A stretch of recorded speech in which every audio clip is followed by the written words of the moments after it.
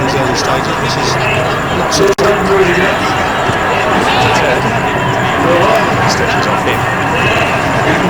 Ideally representation out there tonight, as you would expect.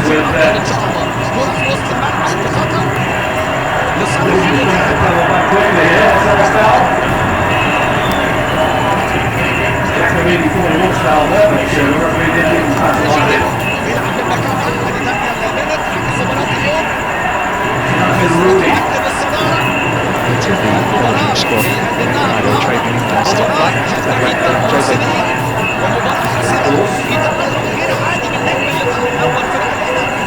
something we just saw.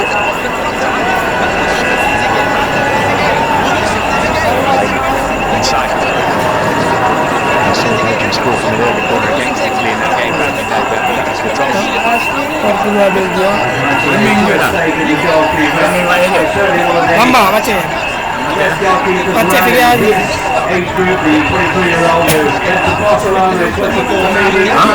Oh itu baca. Pon itu. Nanda berdua. Hah? Ini berdua. Nanda ini ya. Berdua empat. Lose your foot in that. Difficulty. Belgium come through.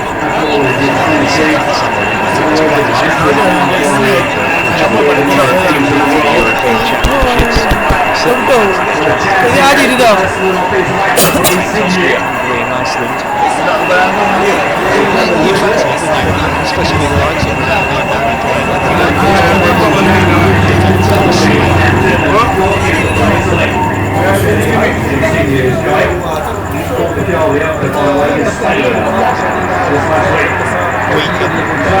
interested so far.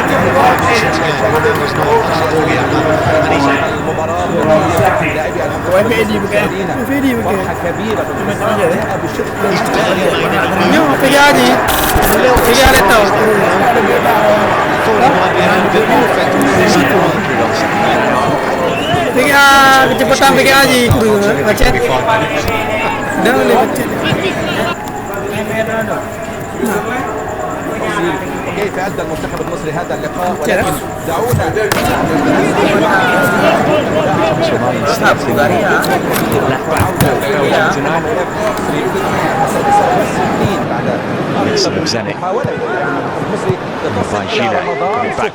الذي يصوب التصويب داخل الشباك ليسعد الملايين. Since Lukaku wanted it played early, Giro wasn't looking in that direction. Here is Vermaelen. Chance for Nasser Chadli to show us what he can do. Oh, Belgium in these opening 6 minutes, Portugal have hardly caught.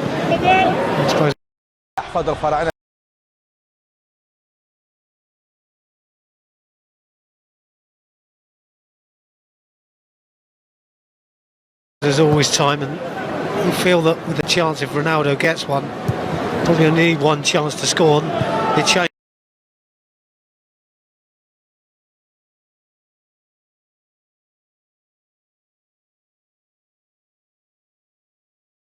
Changes the picture completely. Looking early for Lukaku this time. Strength to hold that day. We see from Lukaku play on the fencing it. Weak Lukaku. Witsel. It was good play by Witsel in there as well, winning the ball back quickly for Belgium. See the European champion.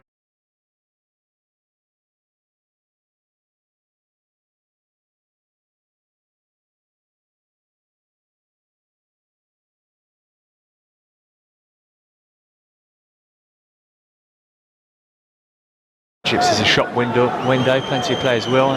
Witsel currently at Zenit, where he's been for a good few years now, but he's one of those who's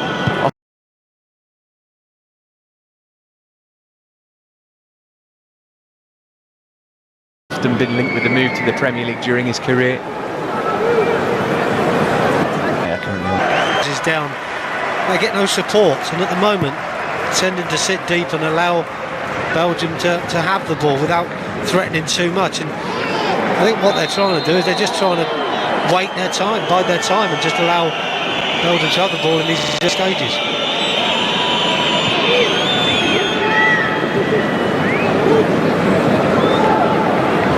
He looked like he caught a stray elbow there. I might say that's karma.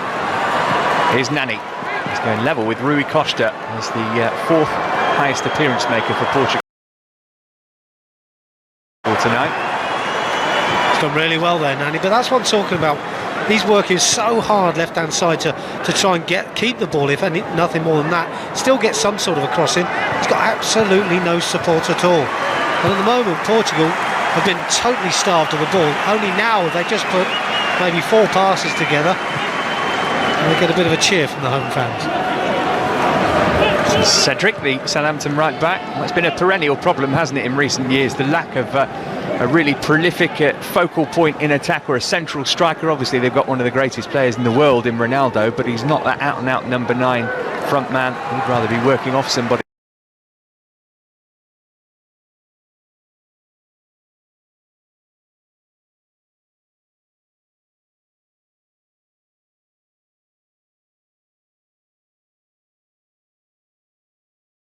like that, and it's mean that on occasion they do struggle to have a focal point.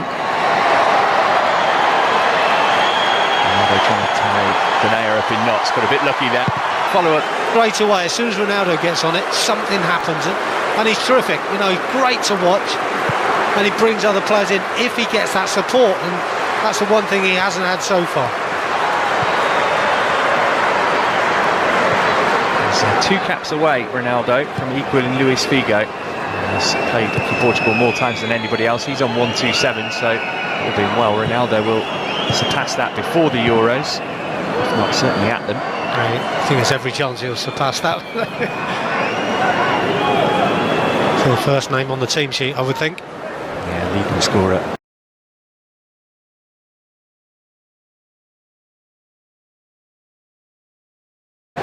Portuguese football history too, with 55.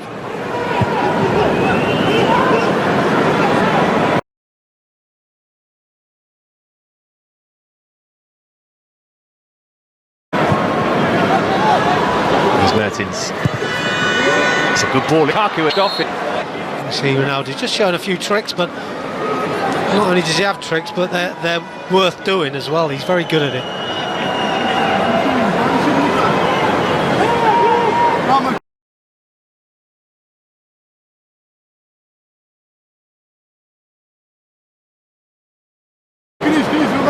Wasn't quite textbook, he didn't mean it to come off Denia's knee, but we'll give him that. Mertens on corner duty again. Relatively straightforward for Portugal. And I think one fear that Belgium have for all the time they've had the ball, and they want to push forward, but they've always got to be careful of what Ronaldo's likely to do if he gets the ball in a little bit of space.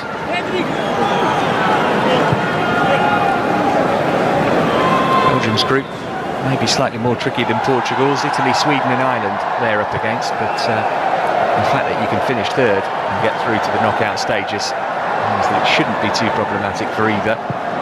6 group winners, 6 group runners up through automatically, then the 4 best placed third sides.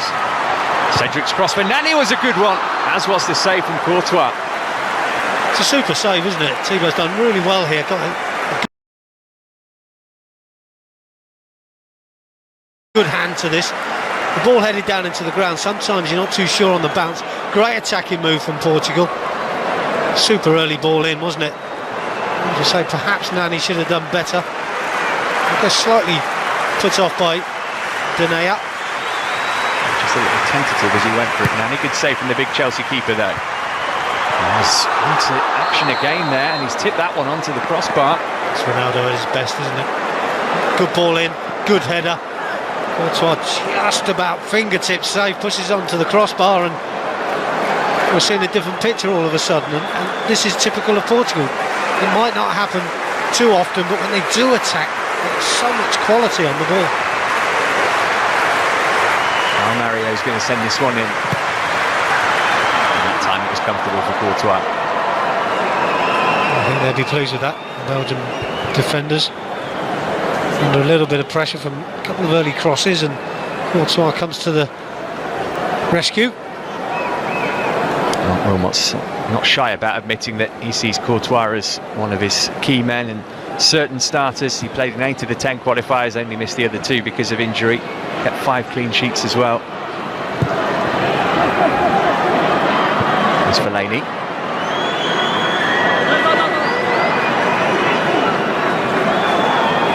Well, given the problems that Portugal have had in front of goal in the last couple of years and the amount of absentees that Belgium have, it was widely assumed that it might be quite a low-scoring game. Might still be, but besides going for it from what we've seen in the opening, nearly 15 minutes.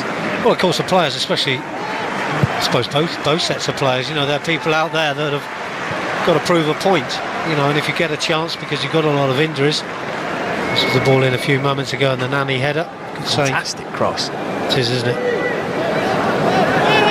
Good save too. But yeah, I'm just saying, you know, you've got to make a point. And if you can, well, we know that people like Ronaldo will always make a point, and Courtois as well, but there are others around for both sides. And they've got to prove themselves. Perhaps that both managers are looking at the Euros coming up, you know, so they've got to make a game of it and really try and excite, especially for the home side, Portugal.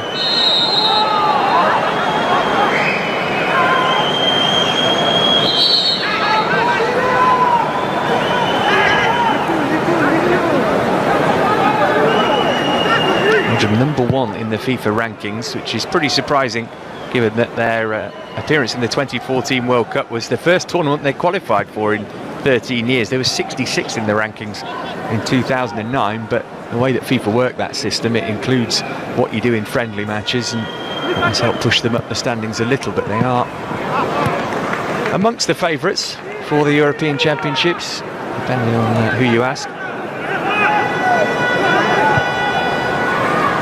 Mr. Naya, one of those who's not sure of his place in the 23. Marlon, who's come back to something like full fitness this season for Barcelona. He's played 17 times. Good, given that he's missed so much football over the last few years. Just going to play from João Maria.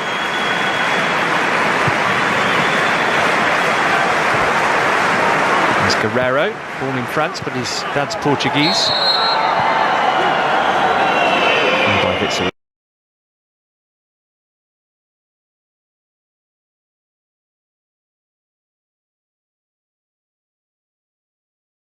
Will bring the free kick on halfway.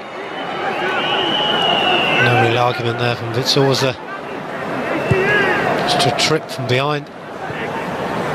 Another thing, just by a posse of Belgian players. Still managed to get his crossover though, and Courtois was slightly deceived by the flight of it. I mean, the important thing for Courtois was to get something on it, and he does that.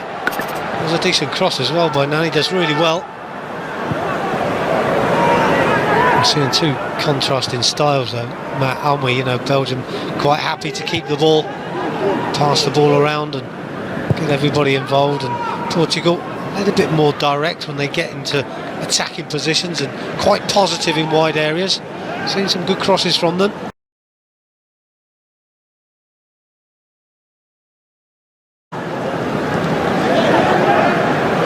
Another ball crossed in on the run.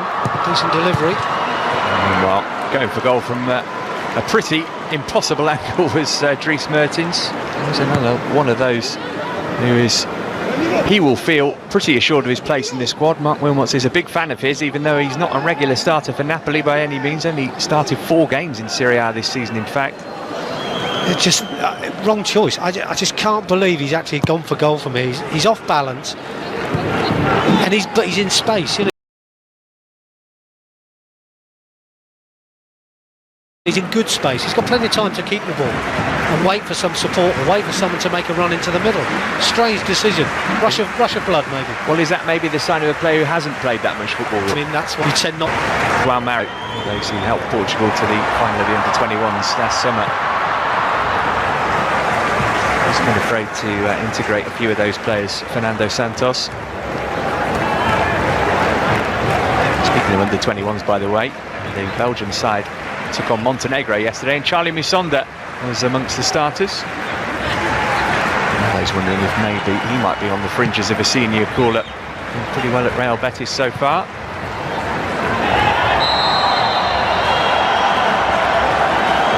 Only penalised.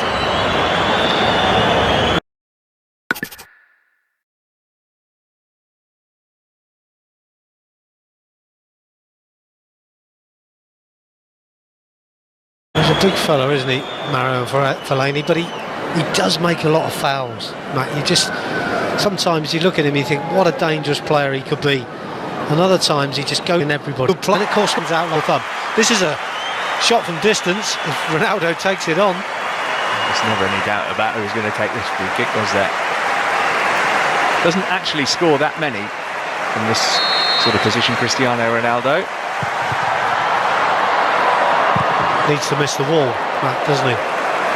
Well, you would think that it would take something extraordinary to beat Thibaut Courtois from, 30 yards, but yeah, if you don't get it over the three-man wall, you're not going to test it. 30 yards on an angle as well, you know, he strikes a great ball.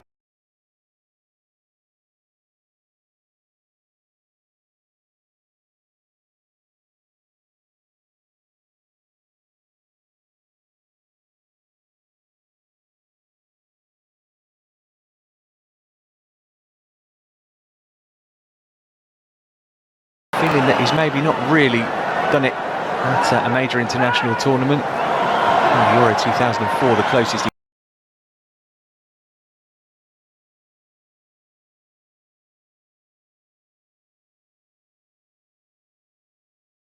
came.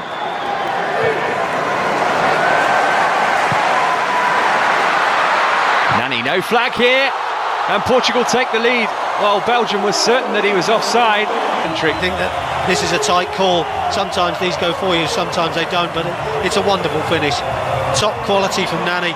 Stays on side. You see it from a better angle here. Yeah, he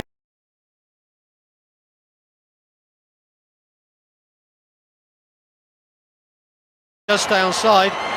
But Marlon, it looked like was keeping him on side on the far side of the pitch.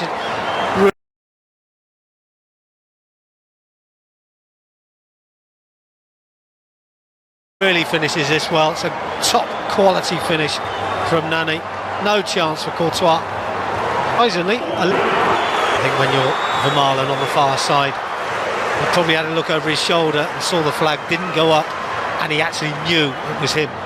You know, one of those mistakes that you make sometimes. But to be honest, that's quite poor defending by Vermaelen.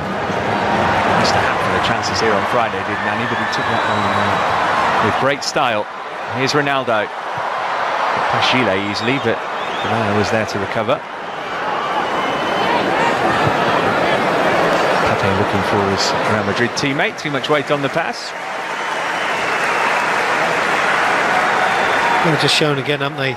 See some decent crosses from Portugal. They've shown their quality in front of goal when they get a chance. We said that earlier on about Ronaldo. If he gets a chance, we'll probably see him scoring. But likewise, Nani gets into a great position, as we saw, stays on side, chanced his luck a little bit, playing off the shoulder, and he wouldn't have seen where Vermaelen was, so he chances his luck, and this time it goes in his favour. Against Chelsea in the Champions League when he was on loan at Sporting last season, of course. Nani's in Turkey these days. There's Lomberts.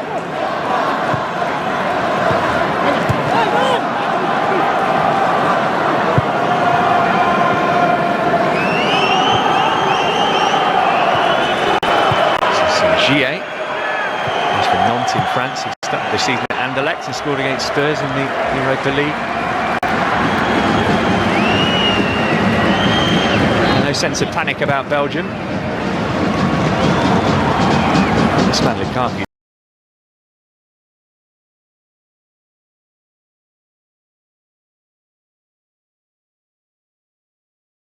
He was involved on a couple of occasions in the first 5 minutes, but we've barely seen him since then. A little bit isolated at the moment. We've seen Fellaini come a lot deeper, haven't we, in the last 5 or 10. Good isolation. Ball nice, very method, slow passing, easy for Portugal to sit in. And of course, now they've got the one goal advantage, Portugal. They'll probably be even tighter now and even more difficult to break down. So Belgium really do need.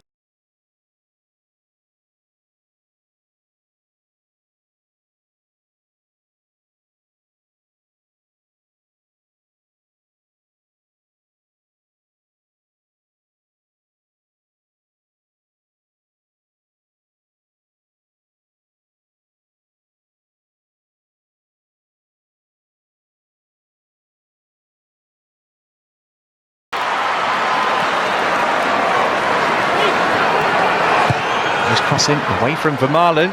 Clearance was sliced up into the air.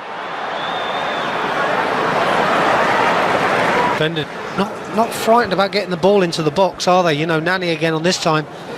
Just takes one touch, gets it out of his stride, and just delivers. This is the goal he scored though a few minutes ago. Super finish. Great confidence to take it first time as well. Just gave Courtois no time to react.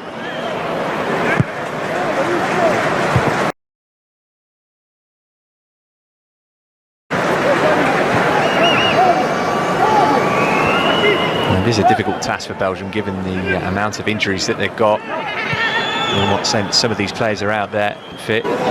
Well, just a moment. Way to go in this game though from Marlon's early cross. He's headed away from danger by Guerrero.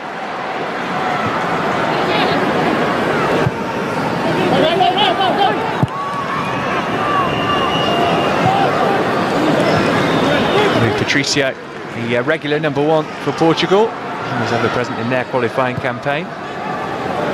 No doubt he'll be the happier of the two managers at the moment. Over from Paulo Bento in 2014. Lukaku looking for room for a shot. Well blocked by Font. It's typical of Lukaku, isn't it? When he gets the ball played up to him. For me, when he's playing for Everton, he's often isolated. He will take on 1, 2 and 3 players because he has to, because he doesn't get the support. Had the support this time. I just wonder with his game whether he's got that in his makeup to actually feed players in on a regular basis. But certainly is a threat, scores goals for fun. Certainly does for Everton, 5 in 5, 25 all told, but he didn't get any in qualifying for the Euros, played 5 games, he's got 8 in 40 caps before tonight. An impressive number of international appearances given his 22. Here's João Mario. Cedric on the overlap, Nani and Ronaldo in the middle. Cedric crossing with his left this time. And they're able to get it to safety. As we said before though, when the ball is played up to Ronaldo, the support comes in quickly in wide areas from Portugal. Don't see that from Belgium when it goes up to Lukaku. The best he could hope for was a free kick there, wasn't it? Because there was nobody within 10 yards of him in a white shirt. Here's Nasser Chadli.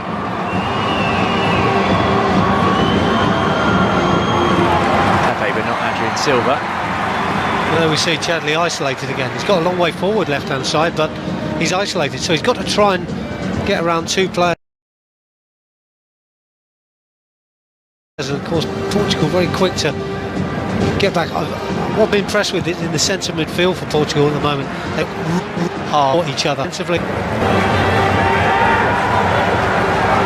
Something of a freak result, that defeat against Bulgaria here on Friday. Portugal were utterly dominant in the game, as I mentioned, 30 shots without scoring. They came up against a goalkeeper who had the game of his life.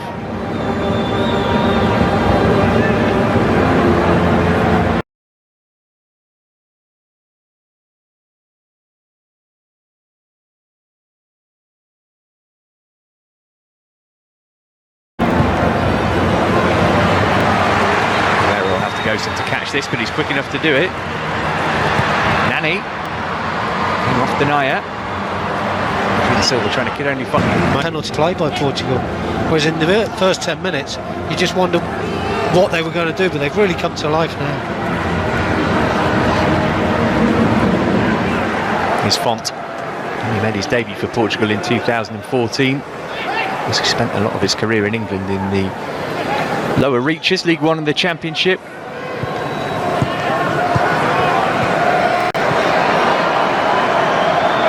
Mertens. Here's Fellaini.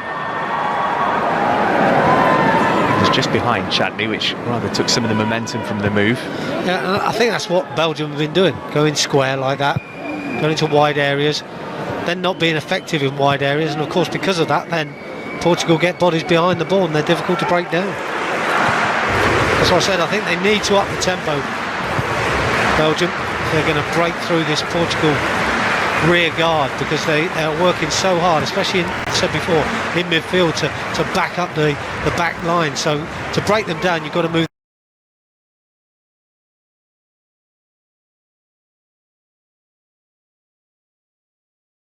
the ball a lot quicker.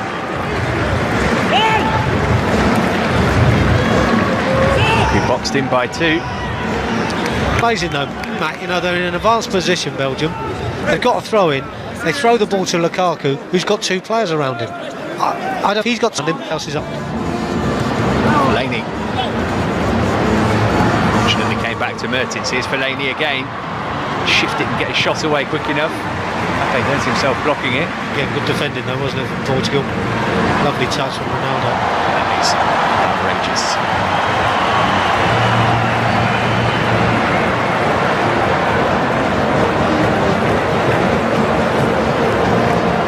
He's going to be able to continue here actually. Give it to Cedric as quickly as possible. Not sure he really wanted it back.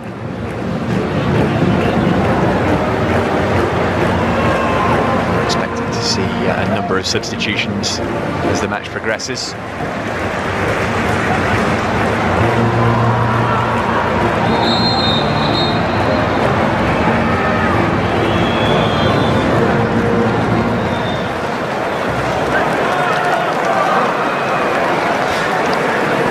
On the knee of Mertens, wasn't it? Which can be a painful one. That's a slight contact. It's the pirouette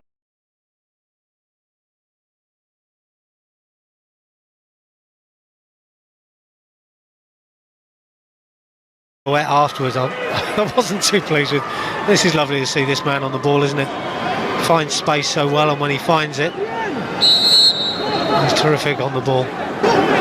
Just asking those big players, you know, here's a chance, you know, just put the ball in there, see what happens. It's a good ball in. Breaks on here though. 2-on-2, Nani and Ronaldo support as well. No surprise it's Ronaldo the ball's come to. He's pulled it back for João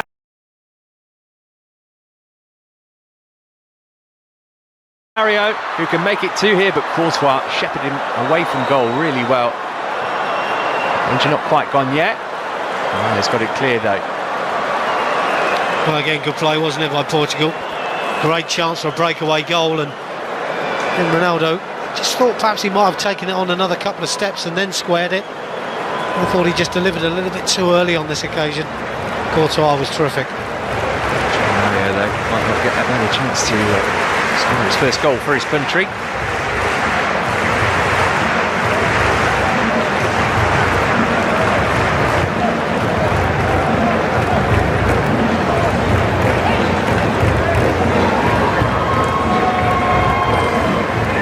Looks as though he's recovered from that problem. He's not going to win too many headers against Gillet.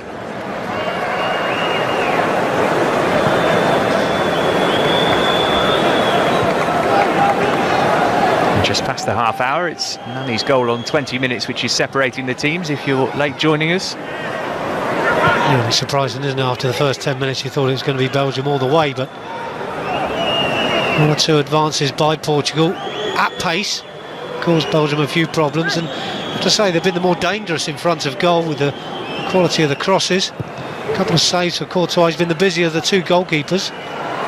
Chadley, that's a nice ball though for Marlon. Deep for Lukaku. It'll come to Mertens though. Shots on, isn't it? I think if you'd have been a Portuguese player there, you'd have had a shot, Matt, and that's the difference at the moment. They're willing to take things on. João Mario opted against the early cross. Now he looks for Nani. And Gillet won the header. Gomez laying it off for Ronaldo. It's a difficult angle, isn't it, to take this one on? It's on his weaker left foot. Bit of a wry smile from him.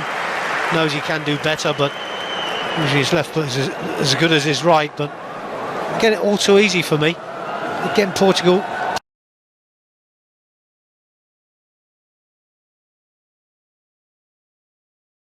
Pleased to run on. Here we see the pass just behind Mario, just slightly behind him, and it gave Courtois a chance to close him down.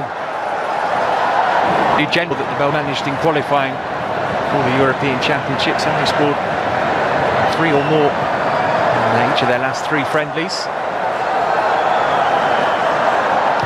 And is without tonight the likes of Benteke and Origi.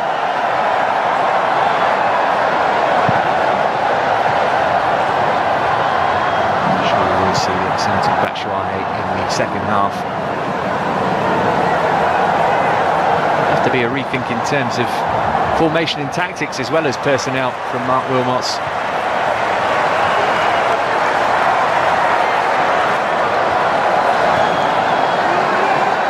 Gomez. There's Adrian Silva. Pereira wearing 13, who played against Chelsea in both the Champions League games for Porto. He's the only Porto player in this Portugal squad, by the way.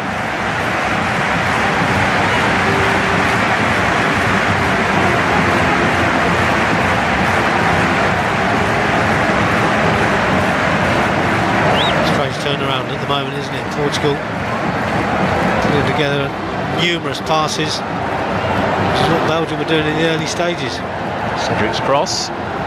It's another ball in that Belgium really have struggled to deal with. Albert's had a couple of goes after Gillet's attempted clearance span up into the air.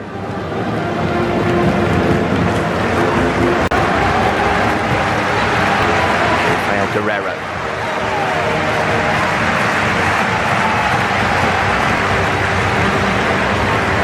Saw that Cedric had the space right side, and the pass was behind him. And João Mario. Balls went to ground, it proved to be the right decision.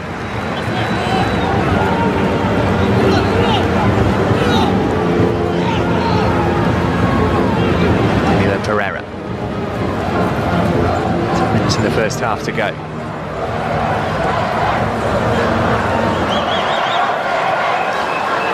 Encouraged to go for a wander.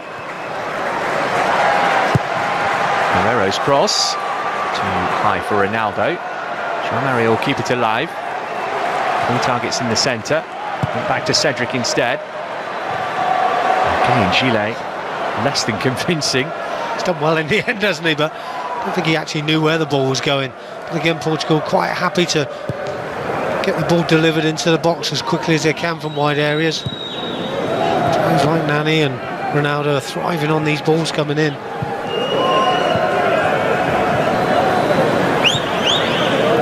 Witsel and Nainggolan haven't really been able to influence things in the midfield for Belgium. Nainggolan, we haven't seen anything of him, have we? He's barely been involved in the game.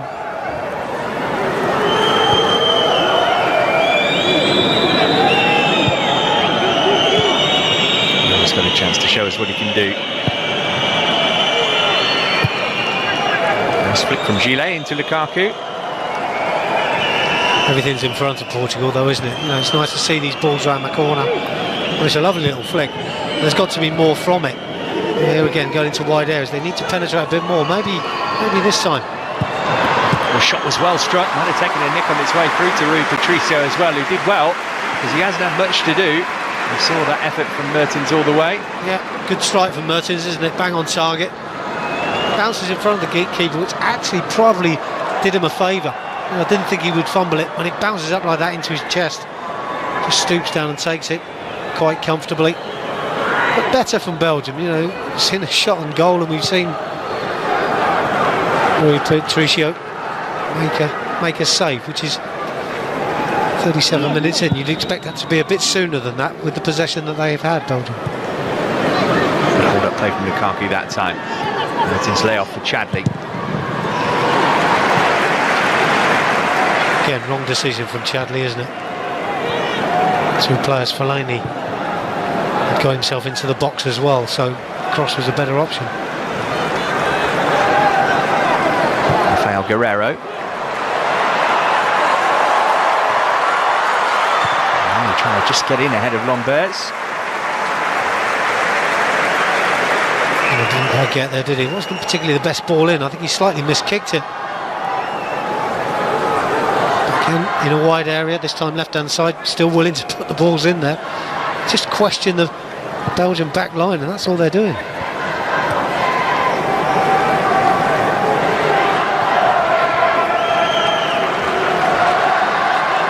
It's a real test of the much vaunted depth of this Belgian squad. Some situations like this which test the quality of the coach too. Mark Wilmot's got the wherewithal to change the way his team are playing and get them back into this game. Well, you feel at the moment Portugal more than happy with the way the game's gone. I think a bit concerned in the early stages, but obviously since they've scored, they've been the better side. Might it be to their benefit that they played on Friday and Belgium haven't too? And not everybody started that game, but a good chunk of them did. It's difficult to know with these friendlies because you never know what sort of foul on Nani. It's a late challenge from Chile. But it's difficult to know the amount of changes we'll probably get from the coaches, at half-time and during the game. It's difficult to know whether it's better they played earlier or not. No. That's a great ball for Ronaldo, and he's made it two. Free header from 6 yards. He was never going to miss, was he? He was so frustrated here on Friday. But the smile is back on the face of Portugal's main man now. Goal number 56 in his national team colours. And Portugal have got a firm grip on this game now. They lead Belgium by 2-0. Well, we talked already, haven't we, about the quality of the crosses that have gone in. And again, this is an absolute beauty of a ball into the box. Misses the first man out. Well, you can bet your bottom dollar Ronaldo's around that area, in between defenders. Times his run to perfection. Great little flicked header. Absolutely no chance for Courtois. It's all about the quality of the delivery and the run that comes in from Ronaldo. And the finish, well, from there he doesn't miss. Lovely ball in from João Mario. And the run timed to perfection by Cristiano Ronaldo.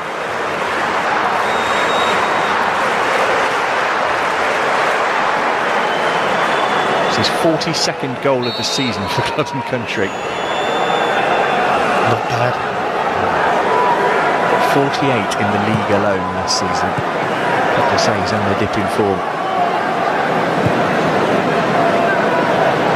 And there's Dries Mertens. Belgium will feel the next goal of the game's got to be scored by them if they're going to avoid defeat now. Delaney looking for an immediate reply. Gilet's first time cross. Michael and Chad rather got in one another's way. Nainggolan. From Belgium's point of view, they need a response, don't they, before half-time, you feel? You expect there to be changes at half-time, so it might change the picture of the game. As you said, Matt, Mark Wilmot is looking to change the formation as well as personnel. Ball in from Mertens. Under away was from Pepe before he could reach Lukaku. So arguably Mertens has been Belgium's best player in the first half.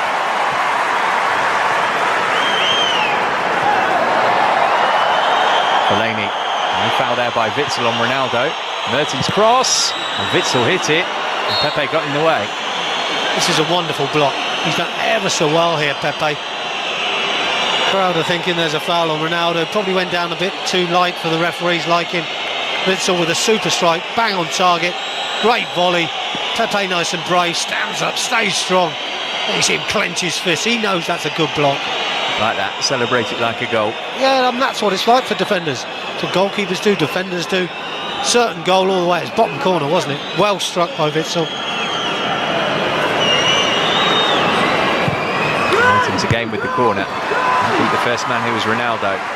Header out as far as Gilet. Might have been a foul by Nani there. Referee happy for play to go on. Again, this is where they look so dangerous. It's João Mario. Gomez offering the help. It's Gomez first time. What a chance. What a chance. But what a flowing move as well. And it comes from the corner. How good is Ronaldo with his defensive headers at that near post? We've seen it so many times over the years. It's a great first header that sets up this counter-attack. Taken at pace, wasn't it? Absolutely brilliant. Lovely ball in. Unfortunately, Gomez can't do it justice in the end. Really should get over that ball and Well, it's perfect for him to side foot it, at least on target.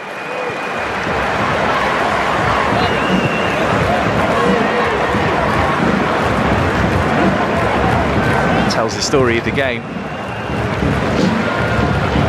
Well, it has been reasonably open as well, hasn't it? Both sides have looked to attack. Just that Portugal's attack has been, well, a little bit more direct, a little bit more positive, Matt, I think, and that's why they're finding themselves 2 goals up. Picking a position of promise here for Belgium, though.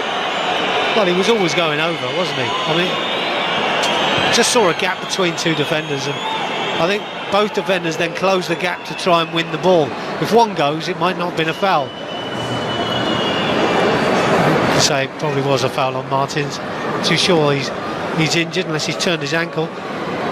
See for another angle. Does he turn his ankle? No, I don't think so. Not a great deal of contact, but I think on this occasion it was a foul. Sandwich between Cedric and Adrian Silva. Well, this could be an important moment in the match as we see Ronaldo's goal again. Not great defending, is it, you've got to say?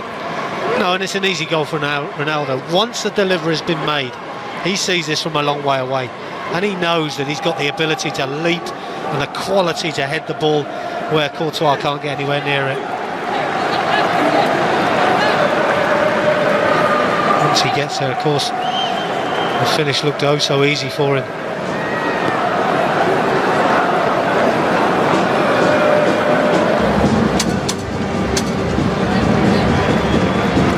One-man team, Portugal, by any means, but should anything happen to him that would rule him out of the European Championships, you do wonder if they would have enough goals in them. Look good for Mertens. Sure, Belgium will probably try and get to half-time now. Will we see him for the second half? Must be in doubt. Well, I didn't see anything happen from contact-wise, but maybe he just twisted an ankle as he went down. Caused him to fall as well, but the contact was enough to send him off the field. But you're right, probably wait for half-time and see what the changes are going to be anyway. Nacer Chadli with the free kick. Probably the last chance of the half. Straight into the wall. Chile on the follow-up. Do you know what, Matt? I'm glad in a way this has hit the wall, because I think I could have caught this free kick. There's absolutely no pace in it at all. He's just trying to be accurate, which is okay. But they're losing 2-0, and it's just before half-time. Surely something in your head says, I've got to whip this in with pace and give the goalkeeper a problem. But I'm sure Rui Patricio would have just plucked this out of the air so easily if it hadn't have hit the wall.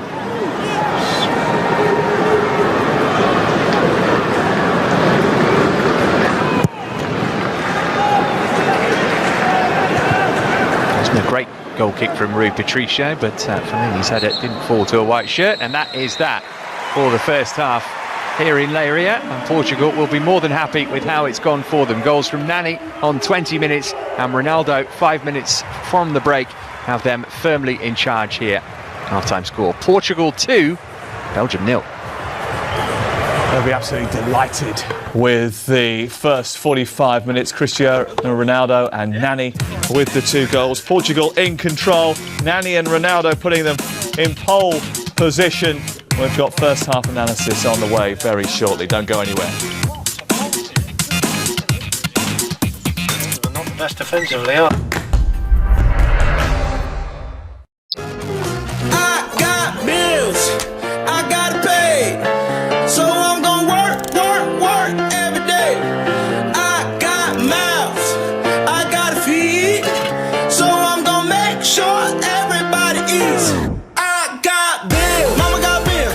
The new NatWest Reward current account gives you 3% back in rewards on your household bills for just £3 a month.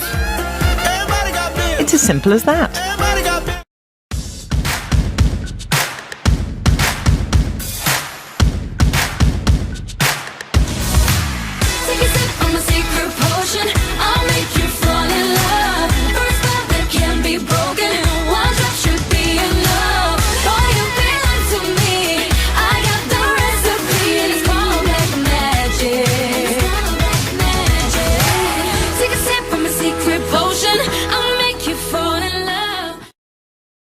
3D Touch on iPhone 6s responds to the pressure of your finger, so you can do loads of stuff in a lot less time. Like look at a site without going to it, or watch a video without opening it. You can do pretty much everything faster. Shooting stuff, music stuff, sofa shopping, shoe shopping, running, sort of, checking a flight from an email. I'm peeking my flight. I'm not peeking my flight. I'm peeking my... Wait, I missed my flight. Owl photos, desert photos, photos of dolphins, a high-stepping man, pizza gifts. It's all faster with 3D Touch on iPhone 6s.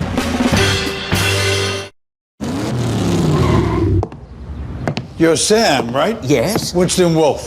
Don't get up. So you're a landlord now. A property magnate. A player. It's just my wife's old flat. But you've taken out direct line landlord insurance, right? After all, they guarantee they won't be beaten on price. I didn't know that. Prize plum. Sorry? It goes well with Magnolia.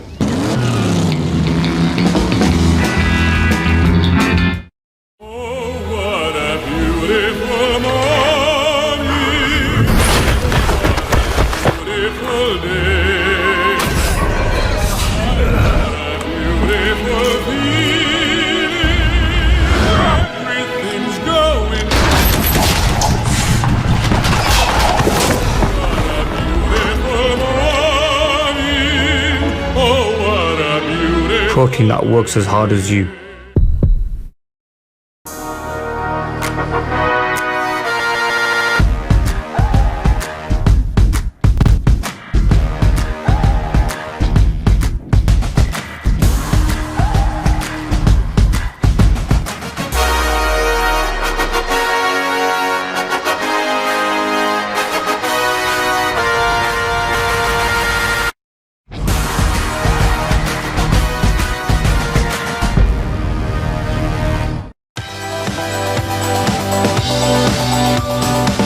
Good evening all and welcome to Stamford Bridge for Preview Reviews.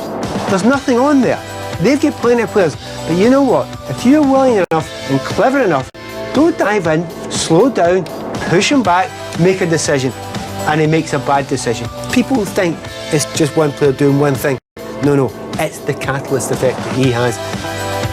It's about movement. If you've got good movement, you'll move their midfield around and hopefully move their back four around. Competition for places, any one of those three positions in behind Diego Costa, he could operate in. Yes, Williams under pressure, yes, Hosker, yes, Hazard, but a club like Chelsea Football Club, we need competition for places. What's the key to winning at the Hawthorns? I think patience, what will Ben. probably be a tight Pulis team. They've had 10 clean sheets in the last 18 games, so that tells you all you need to know about how they're going to set up. They're going to look to stifle, frustrate. It's about patience.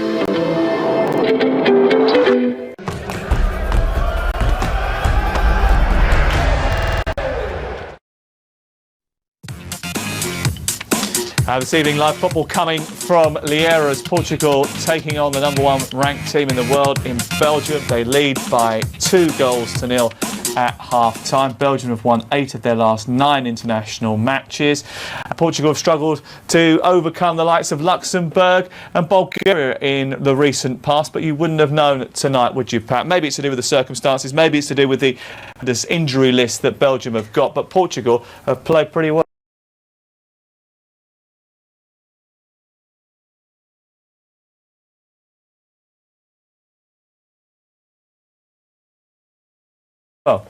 Yeah, very impressed with Portugal, particularly up front, and they've broken really well, and they've got themselves into great positions. They've got a real bunch of chances as well. But Belgium have been rubbish. I'm shocked. I mean, incredibly early, and it was an excellent finish. Well, first of all, it's the great skill in the wide areas from, well, you know, but I mean, they look really, really good to go and get a bit of space down the line. It's a nice little bit of space that he's got there. But the fullback should be in there, shouldn't he? So technically, Lambert's is slow to get across there. That's not the last we're going to hear about him either. He's not offside, is he? When he no, he's absolutely spot on there. Kept on by Vermaelen. You've got a back four there, but the back four's a mess. And it's like far too much space there. So, #1, they've got a big problem there. They need to deal with that. But all the way through it, you know, I think every time Nani has run wide, or Ronaldo has run wide, particularly into the kind of their left-hand side, it's just been a complete and utter mess. I would actually say Denier isn't at fault, but everyone else seems to just be all over the place. It looks like a bunch of players who haven't played together before, because it's a bunch of players who haven't played together before. There was a hell of a lot of space for Ronaldo to get the header in for the second goal as well, but it was some cross from João Mario, wasn't it? Yeah, I mean, it's a tough one. I mean, once again, he is a hard man to mark, but he's run past two players. He's run off Witsel. Witsel shouldn't let him run off, first of all, but let's talk about Ronaldo, because you know, he doesn't get enough publicity, that boy. But it's a lovely touch. Yeah? I mean, he's very few players of that standard, you know, turned out to be a great centre forward in the air as well. And you know, he has always been brilliant in the air, attacking those balls. Timing in there is absolutely fantastic. Running between two players, Lambert should block him. I mean, it's poor, it's very poor, but in the end, he's such strength, he's got great timing, and when he went up there, it didn't matter who was in goals. Thibaut Courtois, you know, he's done quite a bit himself, and he's done well on quite a few occasions, and I wouldn't blame him at all for either goal. But there is nothing you can do when a player's 6 yards away from you, he's in the air and he gets a pair with his head. 41 goals before tonight this season, and 7 of them with his head. So he is a danger in the air, and he has been for some while. And he gets that wonderful leap, that body shaping up, and he angles the header perfectly away. Classic, absolute classic, the way you should do it. I mean, you say to people, that's the way you should do it, learn how to head that way. Very good. It's easy to say. It's actually incredibly hard to do it. It takes years of practice, and there's a natural element to it too. He's certainly got it. So he's torn them to shreds tonight. I don't think any of us were surprised when Portugal took the lead. Thibaut Courtois had to make a series of saves before eventually they broke the deadlock. Yeah, but I mean, it was from all angles. The breaking was good, but this little bit of skill. Denaya's over there trying to get the ball off Ronaldo, but see that little flick between the legs? It's not a fluke. We all know it isn't. I've seen that somewhere before, haven't I? Yes, you're absolutely right. Neymar tries that all the time, and he is phenomenal at it. So well done, Ronaldo. He knows what he's trying to do, get it between the legs there, and gets away with it, and it leads to the chance there. And there are 2 shots and goal off it. Well done. Keeper, just get as much distance as you can, and once again, he's down low to it as well, Thibaut Courtois. But see those sort of balls, I mean, they find it so easy to get those crosses in. It's a great cross though, isn't it? Yeah, it's a really tough one. You put it into the area where the defenders don't want it. Goalkeeper cannot come for that, no chance whatsoever. And it's a dangerous area. And the keeper, I mean, Courtois has done really well. This the best save of the night? The best save of the year. Well, certainly this week anyway. It is genius, absolutely fantastic. Because that's going in the top corner, and it's just the tiniest of touches. And if you ain't 6'6", you've not got a chance. But see this, the amount of times he got wide and got good crosses in, that's actually a brilliant, because the temptation is to punch it outwards, and then there's 2 players coming behind there. He's just put that into the least dangerous place. We're talking about those breaks, particularly in the full-back areas. Once again, away from there, and to be honest, that's another great ball. And let's not discuss the finish in any way whatsoever, because that's quite poor. Andre Gomes gets into the right areas. Had that been Nani, or particularly had that been Ronaldo coming into that, it could have been 3, it could have been 4. Now, they really are missing the likes of Kompany, the likes of Alderweireld back there. And I would worry about them now. You know, before the game I was saying, yeah, I fancy them as much as anyone else to get through and do very well in the Euros. They better get these players back, because they need them. And on top of that, they're lacking creativity. No De Bruyne and no Hazard as well. Belgium are going far too quickly back to front. It's not working for them. You mentioned actually prior to the game that there could be an opportunity to see some of your favourite players off the bench later for Belgium, and certainly there are people that could change the game, could affect the game. Kevin Morales is one of them. Well, Morales definitely one of them, but he's been up and down for Everton this season. When he's good, he's incredibly good, but when he's not good, he's almost invisible. Certainly Lukaku, he could be in the best form in the world just now. You wouldn't know, because he's not getting the ball. You know, he's probably played the ball up 2 or 3 times. He's held it up well, and he's linked up well. But time and again, he's looking to get in the right areas, but the ball's not arriving to him. And partly because it's just coming too early and it's been lumped long. And I look at Belgium, that's not the type of team I expect to see from Belgium. But as we keep on saying, there's a lot of players missing. You could argue it's only a friendly game, but they've been really quite disappointing. Countdown is on to Euro 2000, and we thought it'd probably be a good time to remind you what you can look forward to after the European Championships Euro 2016 this summer, right here on Chelsea TV.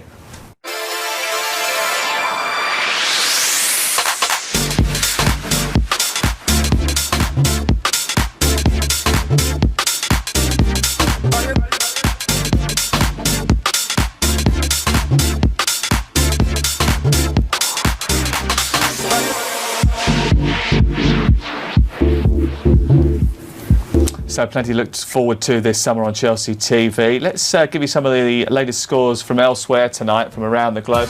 Lots of Chelsea players in action. Serbia beat Estonia in an early kick-off, 5 o'clock start for that. Matic and Ivanovic both played from the beginning in that game. They won by a goal to nil. Alex Kolarov with the only goal of that game. Bertrand Traore was involved as Burkina Faso drew 0-0 with Uganda. John Obi Mikel and West Ham's on loan Victor Moses played for Nigeria as they were beaten by Egypt by a goal to nil. And Bosnia-Herzegovina have gone 2-0 up against Switzerland in that game there. Fantastic about Germany, Italy tonight. 2 goals, one from Toni Kroos as Germany beat Italy by 2-0. And you can see there at the bottom, England beating the Netherlands by a goal to nil as well tonight. And England impressive against Germany at the weekend. It was fascinating to be there, actually. Gary Cahill part of the defence, and Chelsea with a couple of players who will be hoping to be involved in the European Championships in the summer. I don't actually think England should be fearing anyone at all. For what I've seen of, that was a great comeback obviously the other night. They're going to be one of the teams that are competing for it. Italy aren't pulling up any trees for me either just now. I look around it and I think, don't fear anyone. Go out and have a go. Now, too often as an outsider, I mean, I'm a Scotsman, and thanks for not mentioning the Scottish game there when Scotland are actually winning for a change against Denmark. I think when I told you earlier, you said you didn't believe me. You know, that was only the reason. because we managed to beat the Czech Republic the other night as well. But looking at England there and the way that it's set up, honestly, as an outsider, you've got a chance. And more than anything else, you've got to go with your Vardys, you've got to go with your Kanes, you've got to go with your Dele Allis. The other ones who aren't doing it every week, and I have to say one of them's Wayne Rooney. Don't just ignore him and don't dump him out of it. But if these young kids are doing it, see if you put international football, the thing that scares people to death is technique and pace. Most of them have got technique, they've not all got pace. If these guys have got it, you've got to use it. We'll see a bit of that next Friday, because coming up for you more live football right here on Chelsea TV as our under-18s look to book their place in yet another Youth Cup final. So yet another Youth Cup semi-final for Chelsea.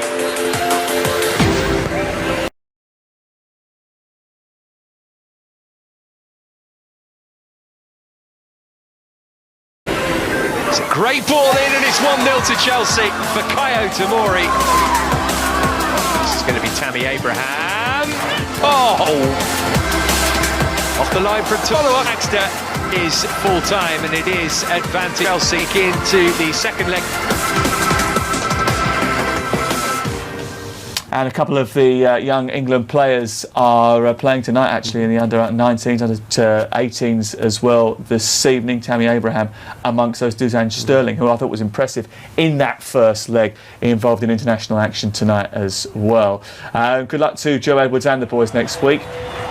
And these are live pictures as the two teams come out for the second half. I wonder if there'll be too many changes. Would you be tempted to make them now, or wait till a little bit further down the line if you were Mark Wilmots? If I was Belgium, I'd be wanting to make the changes now. If I was Portugal, I'd be trying to keep it maybe to 60, 70 minutes. Because they've had mixed results, and to have such a good result in the offing against one of the better teams in Europe, this can only be a confidence booster. A fantastic confidence booster, but I mean, they've played okay tonight, but it's Ronaldo and it's Nani again, but it's mostly Ronaldo.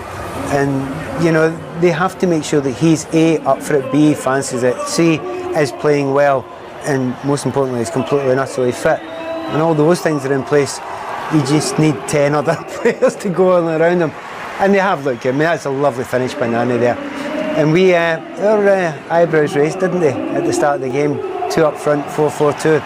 It's worked, hasn't it? Yeah, they've been doing it for a little while now, and those two have certainly combined, and both of them have come up with goals in that first half. Cristiano Ronaldo once again on target. He was frustrated on Friday night in the game against Bulgaria. Everyone's smiling now.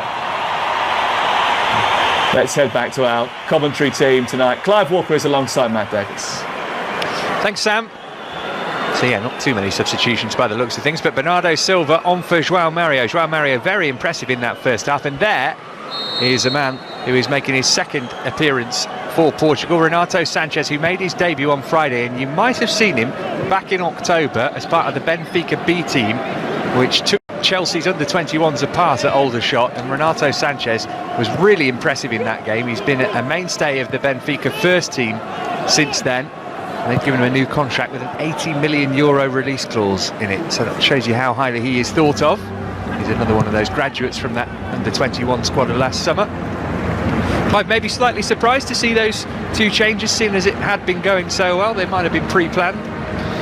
I guess they were, and again, as we always say with these friendlies, that the coaches sometimes look at 2 sets of 45 as opposed to a 90-minute game, and I think they plan it before the game. No matter what, they're going to change things. The result is not important to them.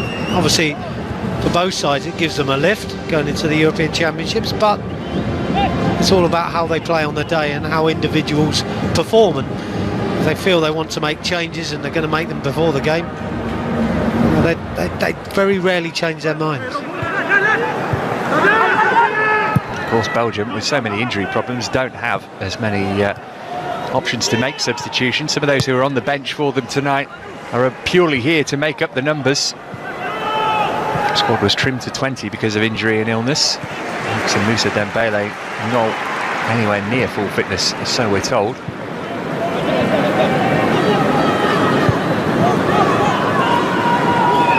I just wonder if Belgium changed their tactics slightly, mentally go into the second half differently. You can always look at the players that are out there and say, well, you're not performing as well as you can do. You have to work together as a team, and I think Portugal had a plan to get balls in, to get crosses into the box, to attack with pace, whereas Belgium were more methodical, just passed and passed and passed without really penetrating. So maybe Belgium need to change their thoughts as to how they approach this second half.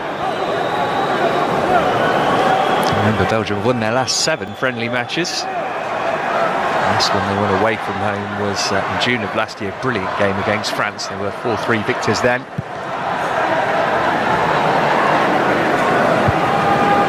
Portugal, by contrast, have struggled. And it's not a competitive fixture. They won their group at pretty much a canter, Portugal, in that they were 7 points clear of the second place team Albania, but every game that they played was decided by a 1-goal margin. They lost to Albania at home in the first game and won the next 7. A couple of 1-0 wins against Denmark, 1-0 win and a 1-0 defeat against Albania, 1-0 and 3-2 v Armenia, and a pair of 2-1s against Serbia.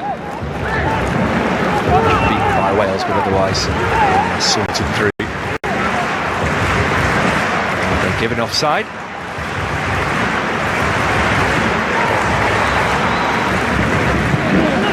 That's Fellaini.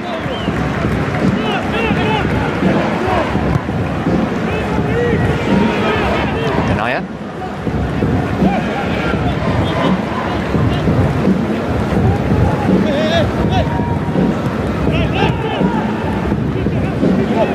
Chance for Gillet to deliver here. Threaded it through for Nasser Chadli. Lukaku wanted a pull back, but he hadn't moved into the area where Chadli wanted to put the ball. That's better though, wasn't it, by Belgium? All of a sudden they're penetrating. It's a good run by Chadli. Does the right thing, tries to check the ball back for Lukaku, who looked a little bit flat-footed for me, but better by Belgium. If they're going to get back into this game, they need to score the next goal. Ronaldo. Cedric in close attendance. Ronaldo going back to Renato Sanchez. Interesting, wasn't it? Cedric's in a good position, but he didn't know what Ronaldo was going to do with the ball. It's usually the defenders you're playing against haven't got a clue, but when it's your own teammates, it's very difficult to link the play.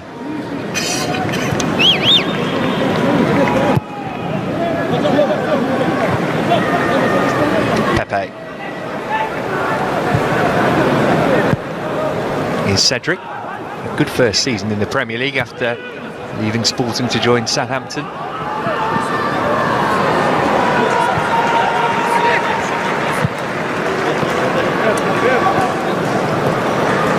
Terrific title race going on in Portugal at the moment, by the way. Benfica 2 points clear of Sporting, 7 games to play. This will give an extra spice by the fact that Sporting's coach Jorge Jesus left Benfica to cross the city in the summer.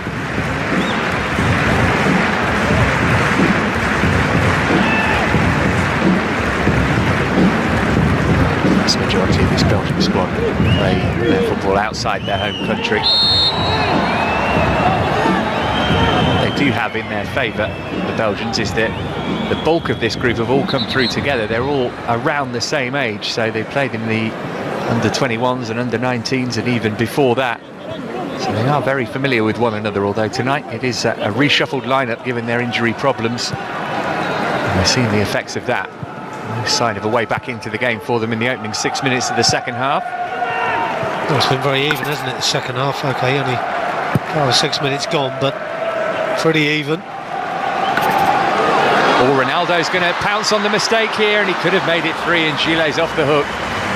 And I think Gilet struggled tonight. I think he's made some poor decisions, whether it be defensively or when he's got further forward. But this time, a dreadful first touch from him.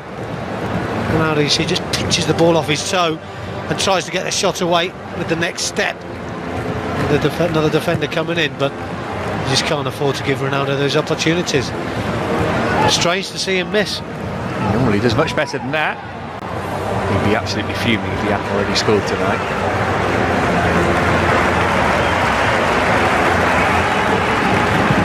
Herrero on for Ronaldo, Nani rather.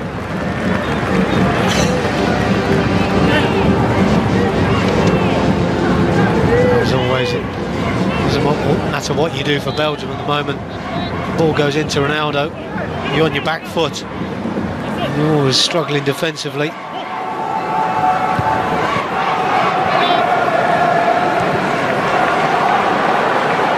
Defending from Pepe again. A good game back there for Portugal. Well, this time we see Chadli running on, but again tries to do it alone. And that's what we've seen too much from Belgium tonight. Every time a player gets into a good position, whether it's Chadli, Lukaku, they do it on their own, and I think sometimes you've got to bring other players in.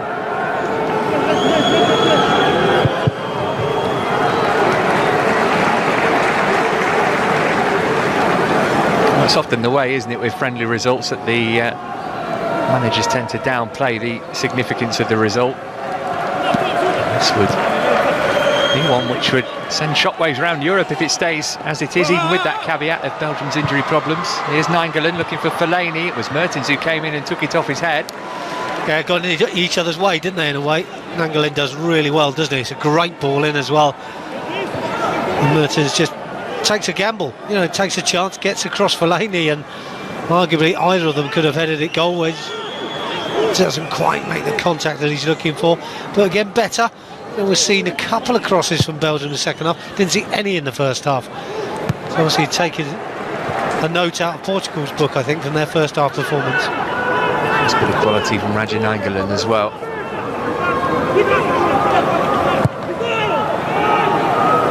Stuck toward Lukaku, who's been fed on scraps so far. Chile out for Chadli. So, played in Portugal for Benfica.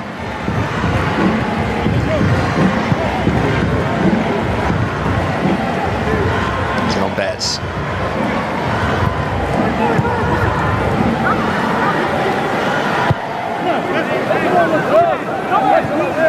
Good positioning from Portugal when they're out of possession, but Belgium aren't moving them around the pitch particularly effectively. Again, they're still not quite got that tempo going, but slightly better going forward, Belgium, but still not a great deal of tempo, and Portugal are working really hard to close them down. Here's Vermaelen. Fellaini. Mertens with the quality to take on and beat his man.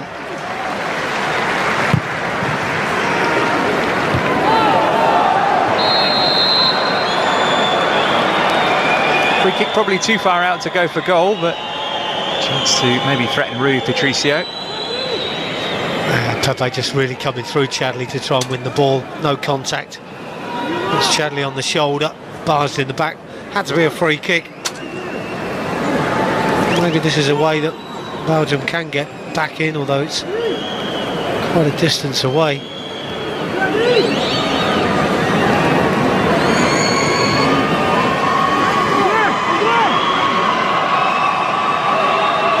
Patricio's been underemployed so far. Merton's going to work in from this free kick. Is he going to set it up for Nainggolan, I wonder? Indeed he did, and Nainggolan thumped it. It was a terrific effort too. Rui Patricio got slightly lucky that it came out to Pepe rather than a Belgian player, but boy, he really got hold of that, Nainggolan. Fantastic strike, isn't it? It's drifting away from the goalkeeper as well. Just cuts across it slightly. It's at a decent height. Patricio a little bit lucky. Puts it back in front of him, where he really should be pushing it into a wider area. Fortunately, Belgium weren't following it up, but terrific strike. Some encouragement for the visitors. Well, any other game, that'd be a booking for Nainggolan. And he can get away with it. Looks a bit of a character, Matt, doesn't he? He could have a booking for his haircut and tattoos, to be honest. It's a bit of a character, though, you know, there's nothing wrong with that. This was a wonderful strike by him. Got good power behind it. Maybe a little bit close to the goalkeeper. Still had to make the save with the pace that was on the ball. Patricio probably enjoyed that save, though. Something for him to do at last.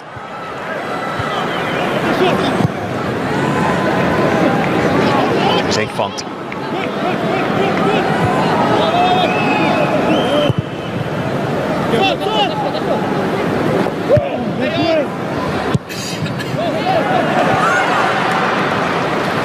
Well, still a long way to go in the game, but from what you've seen, maybe easier to judge Portugal than Belgium, given the respective starting lineups. But would you expect Portugal to go reasonably far in France come June? Well, there's something about them, isn't there, that you tend to feel, you know, they've always got something on the other team, whether it be the pace in wide areas that we've actually seen, which has been excellent, or whether it's this fella Ronaldo who's always going to give you a goal. So if you've got that in your locker, you've got a chance, you know. And I think you have to say that they are going to beat teams, and they are probably going to get through the group stages. But from Belgium's point of view, almost impossible to judge the amount of players they've got missing.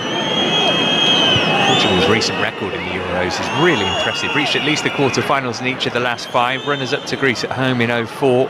Semis in 2012, only eliminated on penalties by Spain after they didn't qualify for any of the first 6 European Championships up until 84, when they reached the last 4. And surely offside here. Needed a first-time ball, I think he was looking for there from Nani. Just to hook it over the shoulder of the last defender first time. Even then he might have been still offside, but picked up reasonably well between them tonight.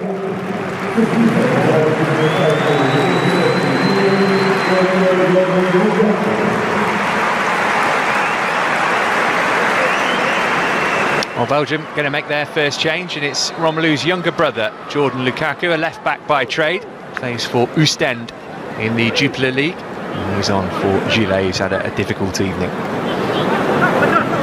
I think it's a bit of an understatement, Matt. He's been poor, hasn't he, Gilles? I think that change was always going to be made.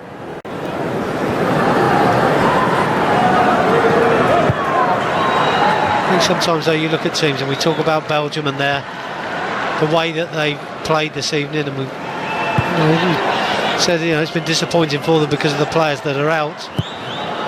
Do you expect teams to play in a similar sort of style?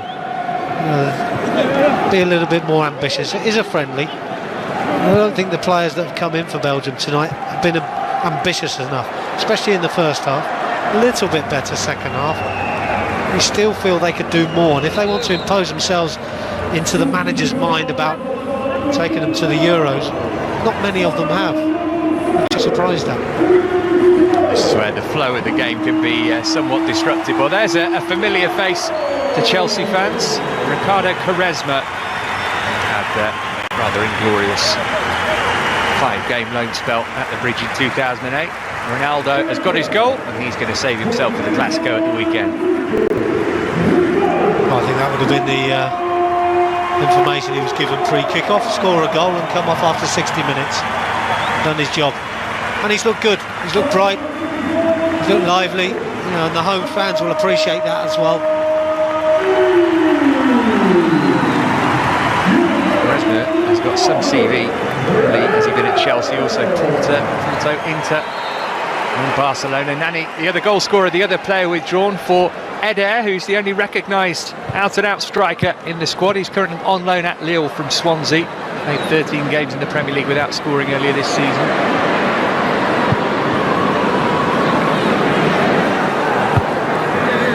I think that's the last thing the Belgian side needed to see was fresh legs up front for Portugal. I have to say, the style of Belgium has surprised me. You know, I know we're talking about players that have been missing this evening for them, and it will change things slightly.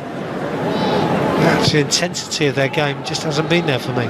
Is it an excuse then for Mark Wilmots? He can say, well, I didn't have my best team, but the accusation you'd put in response to that is, but the 11 you selected are high-quality players and they didn't perform anywhere near their best. They're high quality in their own right, but you'd have to say it will be an excuse, but for me that will be short-lived. Lukaku's layoff for Witsel. Fellaini wants it.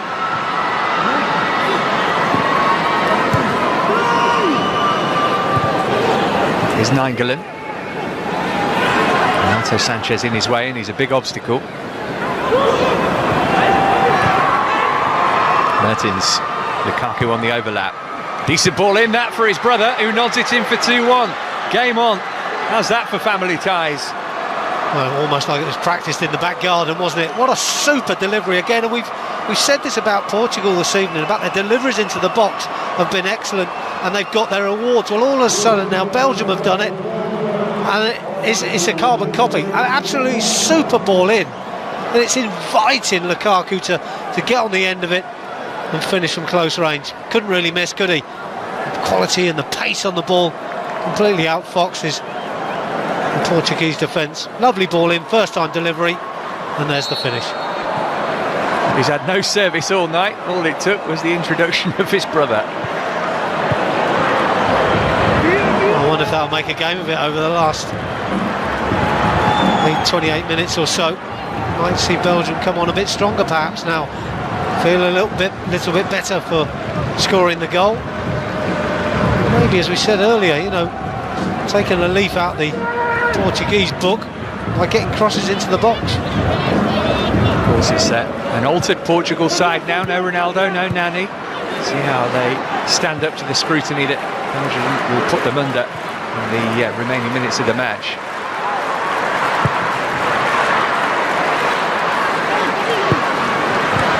Touch from Chadli. Here's Fellaini. Chadli's whip. It's a great ball again, Matt, isn't it? You know, you might ask the question, why didn't they do this in the first half? Just deliver balls in. Give Lukaku a chance. You know, he's a big lad, he will score goals. You've got to put the ball in for him. It's Lukaku's 9th, by the way, for his country, on his 41st appearance tonight.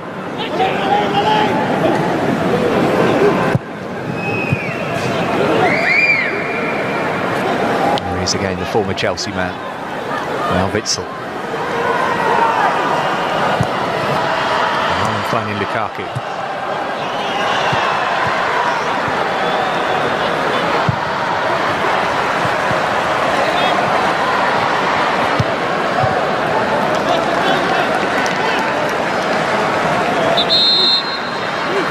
It's always amazing how changes can have such a big impact on the game.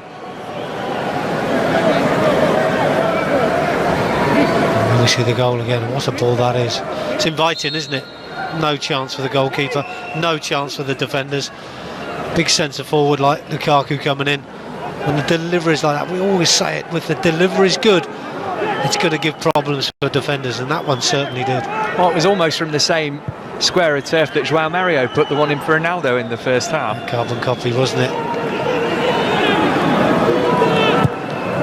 Witsel hard into Chadli, who couldn't control. Fellaini got to the scraps.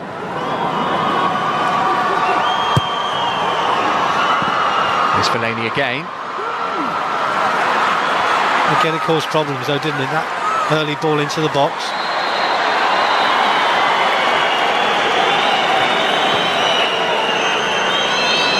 Strong play by Renato Sanchez. Shirt being pulled as well.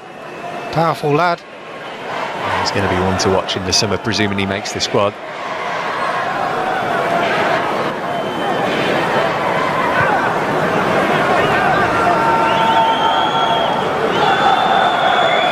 Belgium's record in the European Championships, not great, the exception being 1980 when they got to the final, only to lose in the 88th minute to West Germany.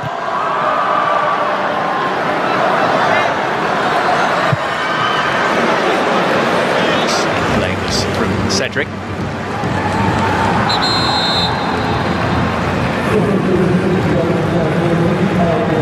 Definitely disrupted the flow of Portugal's game, all those substitutions. But here is a player who've been looking forward to seeing a game.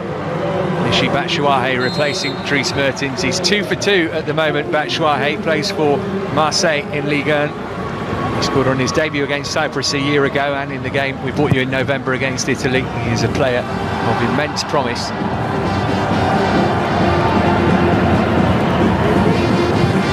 He's going to play up there with Lukaku. Is Bernardo Silva. There's 6 Portuguese players currently under Leo Jardim at Monaco.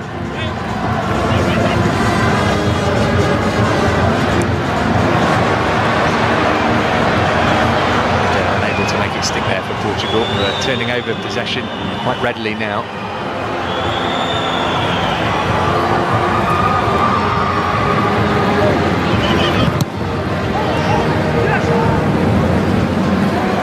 I think as always the substitutions when you have friendly games do change the game.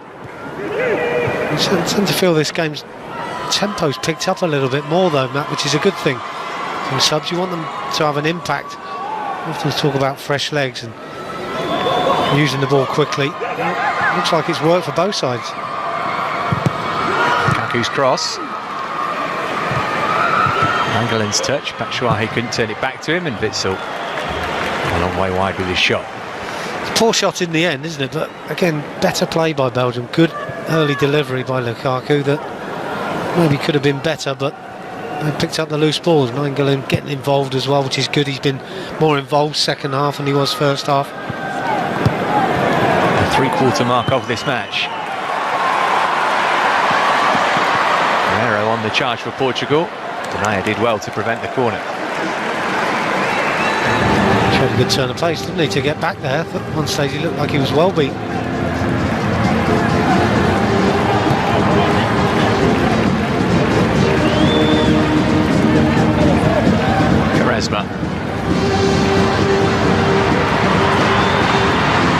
To the byline, came off Witsel. He thought it was a corner, I did as well. A rueful smile from Witsel maybe tells the story. The one you want to see again, isn't it? It actually was a corner in the end. There was a couple of ricochets in there.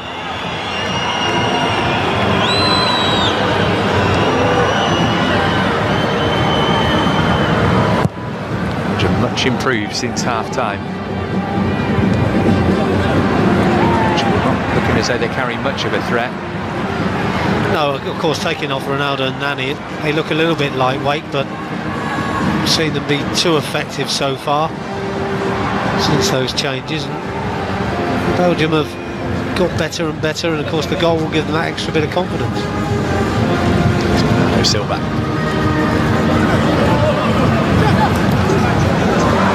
Done.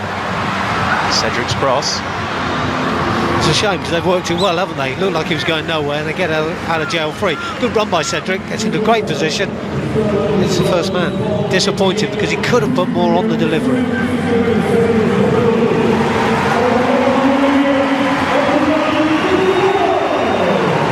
It's a better delivery from Cedric. Isn't too much in the way of support in there though. No support, but again you put that ball in, you see Ronaldo running in from deep, all of a sudden it's a fantastic ball. Unfortunately Quaresma didn't quite get there, but it's a better ball, isn't it? It's gone over the top of Courtois, it's into sort of no man's land where anybody could attack it. So Cedric on his second attempt gets a decent ball in. Angelin looking early for Batshuayi. Here's Renato Sanchez. There's of excitement when he gets the ball. Bernardo Silva.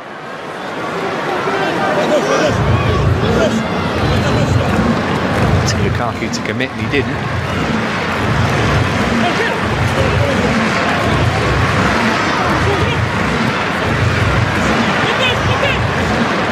So able to shepherd that out.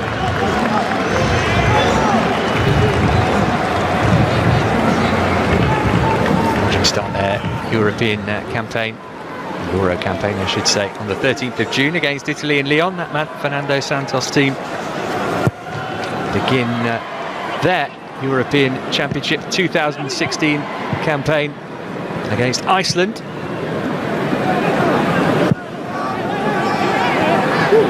Changes afoot for the home team. It's another exciting young player that we're going to see shortly, William Carvalho, currently of Sporting but linked with top clubs all over Europe.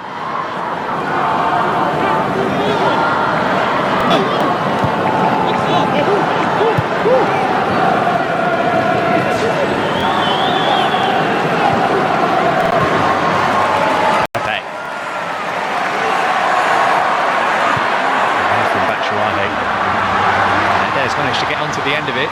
Let's have some support here from Bernardo Silva. Quaresma forward as well. Bernardo Silva fouled by Chadley. I should say. I think this is a foul. I don't think Vermaelen should actually make this challenge here. Yes, I think he should get across and try and block it if there's a shot coming now. He dives in. There's no contact with the ball. And he's almost offering Portugal an opportunity for a free shot from the free kick.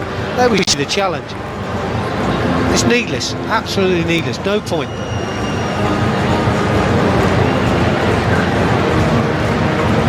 Chance for somebody else to have a go with Ronaldo off the pitch. Guerreiro and Quaresma, the two players over the ball.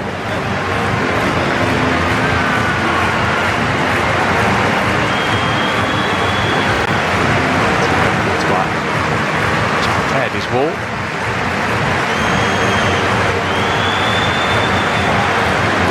Still has to wait.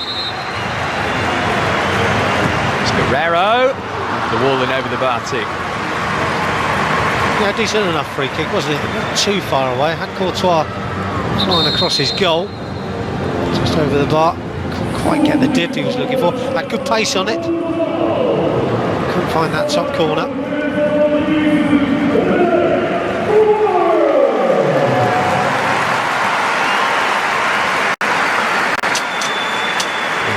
Rafael Guerreiro, his dad is Portuguese.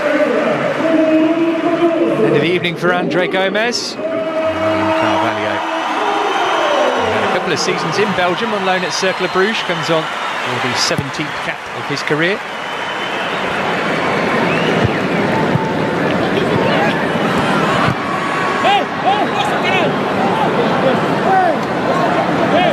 Carvalho, by the way, is a member of the Portugal squad, but he's got the flu, so that's why he hasn't been included from the start tonight. He's going to be 38 by the time the Euros kick off, the Chelsea legend.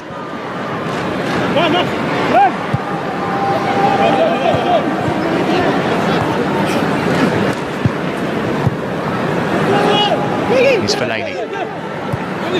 Over 15 minutes for Belgium to find an equaliser. Lukaku's goal just after the hour. It's half the deficit after Nani and Ronaldo scored in the first half for Portugal.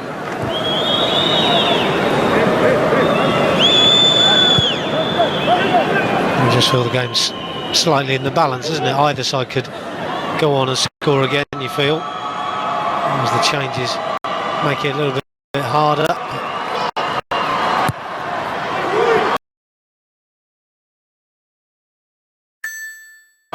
Switched to right back after Lukaku came on. Just come left back, back to the centre. Comfortable for Muslin, trying to get.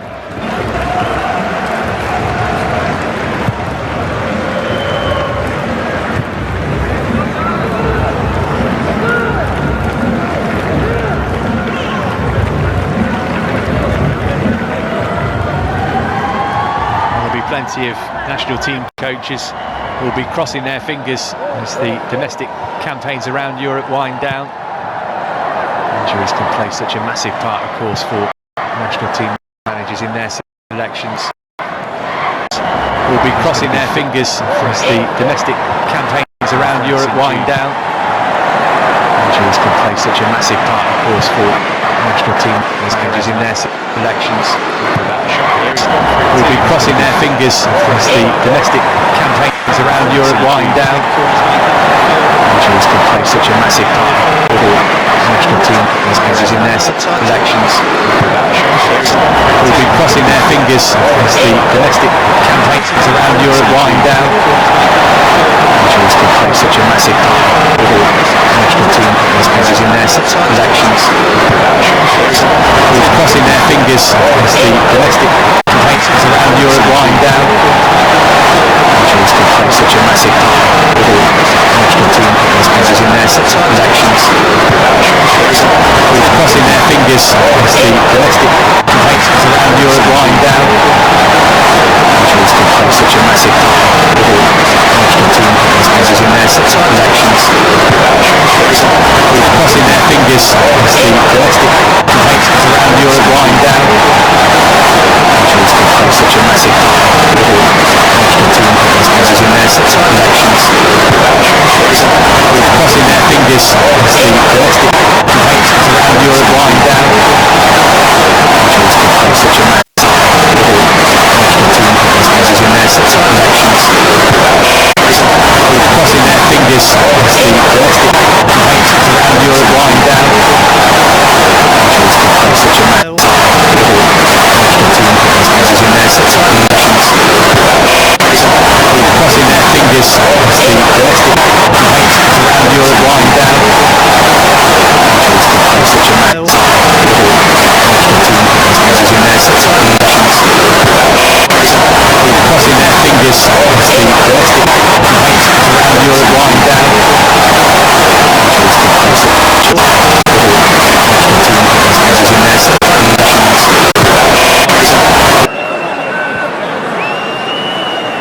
Battle of the bottle blondes there between Nainggolan and Quaresma. Here's Batshuayi. Haven't seen too much of him since his arrival. Chadley. Actually got an international cap for Morocco as well as Belgium, Nasser Chadley. When his father was born, he played a friendly for them before he switched his allegiance in 2011.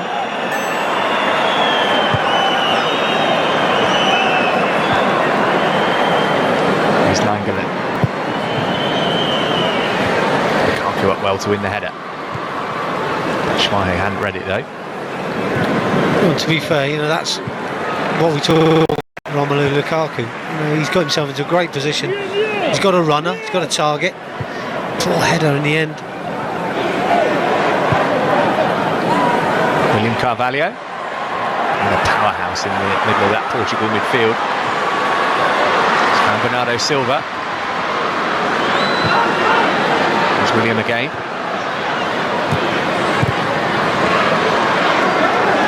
Hasn't seen much of Danilo Pereira there second half. He's offloaded it this time. Speculative and ultimately disappointing effort from Pereira.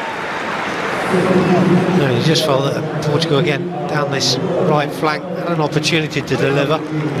They check back out and rather keep possession. And then you see a fullback come forward who gets a rush of blood, takes a shot on, long way wide.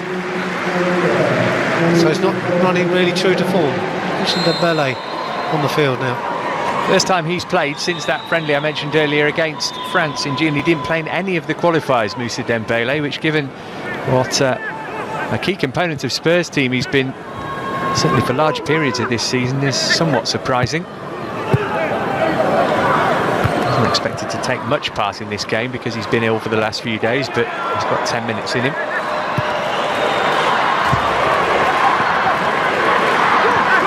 This touch finding Jordan Lukaku. Brilliant cross from him, headed in by his brother for Belgium's goal. Here's Nainggolan. Had a period of heavy pressure just after the Lukaku goal, didn't they? But Portugal seemed to push them back again in the last 5 or 10 minutes. Yeah, and I wonder if that's because of the changes or whether they're feeling a little bit more settled, a bit more comfortable because they've got players into better positions. Still feel though it's maybe going to be another chance for a goal. Nainggolan from range. Oh, he's not afraid to strike them from distance, is he? I just thought when he was taking this on, we seen him strike one really, really well. Again, just cuts across the ball very slightly, which takes it wide of the post. And Patricio was flying across. I think he probably had it covered.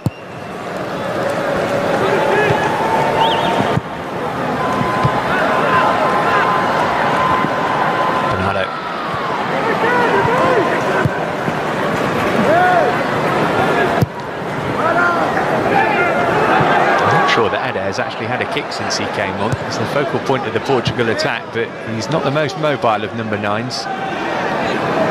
No, it's a strange one, isn't it? You talk about subs making an impact. Can't say he really has.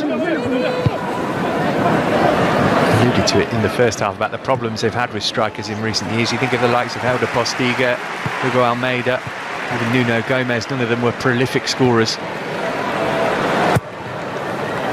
If there was any sort of issue with Ronaldo, that would be the biggest concern for Fernando Santos.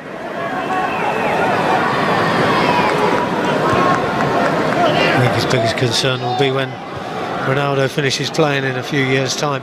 What do they do then? They need to find somebody else and maybe change their style.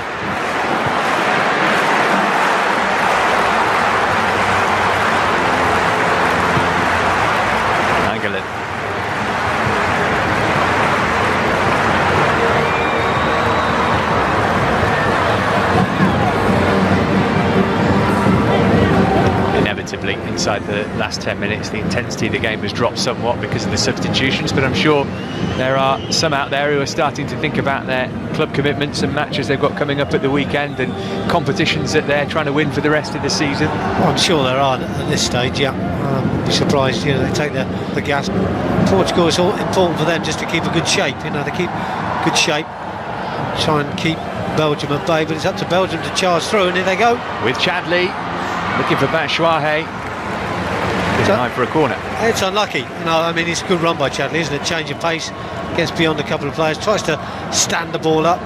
To be fair to Pepe, I think he's had a decent game tonight. He's got himself in good positions, he's made good interventions at the right time, and he's in a good position there to head clear.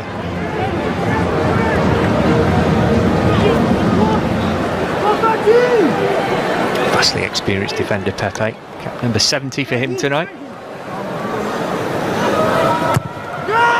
Chadli's out swinger. Didn't amount to much.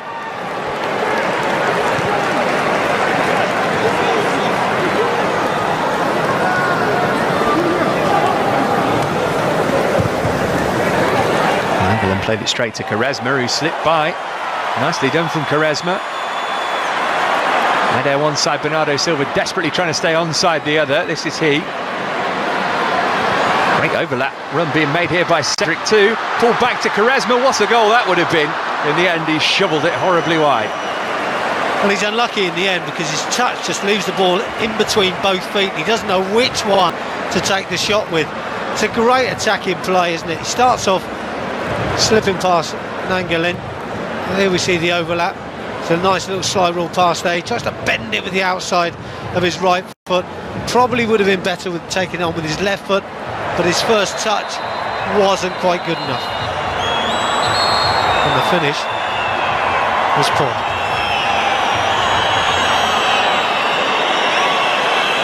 Witsel and Danilo involved in an altercation here.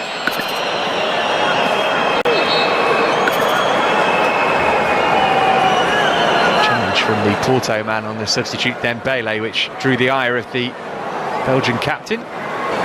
Gonna get what he did. I guess it's a friendly, so maybe just one yellow card, but you can't drag people back and not give away a free kick, so I don't know why he gets angry.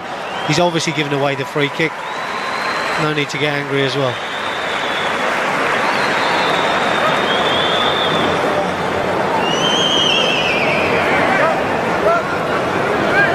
And a card apiece, the first bookings of the night.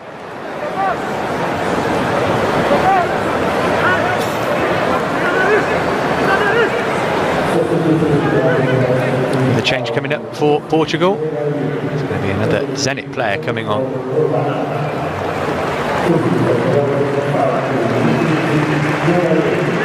Jason Denayer. And a good first half for Belgium.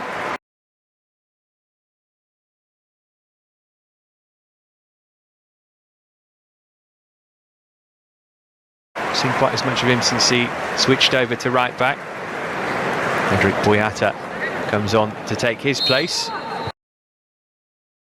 On loan Man City player going off and a former Man City player coming on. By the way, Chouahe.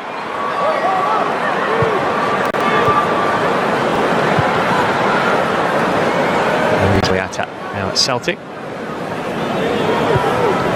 Just wonder if we're going to see an opportunity for either side to score in the closing minutes, because it's become a bit scrappy. The passing has not been the best and there's been quite a few mistakes. So I wonder if there's one big mistake coming that will give someone a chance.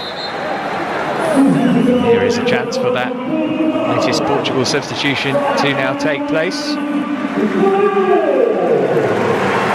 having just been booked, maybe a wise move that from Fernando Santos. He had lost his temper, and Danny, who plays under Andre Villas-Boas at Zenit, he's been in Russia for 11 years, comes on for these final stages.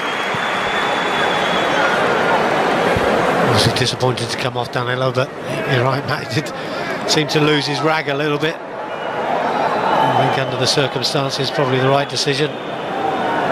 Fernando Santos having a conversation with the referee's assistant. I don't think a Portugal coach is a man that you'd want to cross.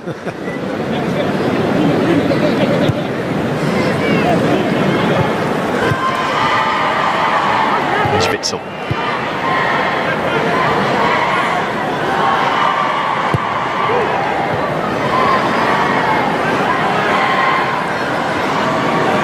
On the turn, Witsel again. Carvalho trying to hold him up. Boyata.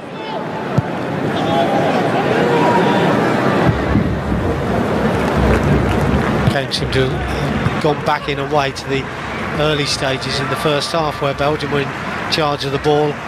Portugal had a very good shape about them, but just working hard more or less just to stop Belgium, which they did in the opening minutes, and they're having to do it again now.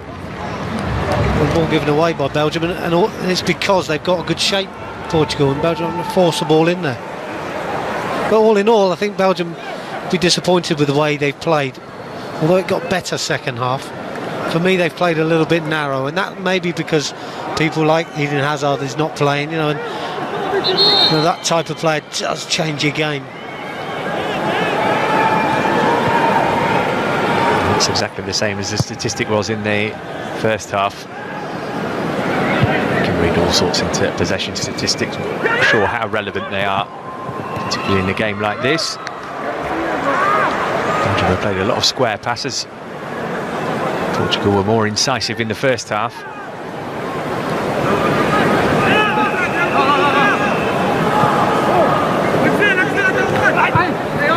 And briefly. Yeah, he's only his second touch, to be honest, Matt, as well. No influence on the game whatsoever. And looks very naive for me, playing up there on his own. Impressed with this man though, Cedric. Terrific energy we saw from him a moment to get that cross in for Quaresma. Bernardo Silva's done well to get back to his feet. Here is Cedric. Another good looking delivery deep for Quaresma. Boyata got there first. Now, a lot of people say that ball from Cedric wasn't a good one. I think that's not bad. If Quaresma can get on the end of it and just side foot it back for one of his oncoming players, it would have been a good delivery. Portugal looking to finish with a flourish.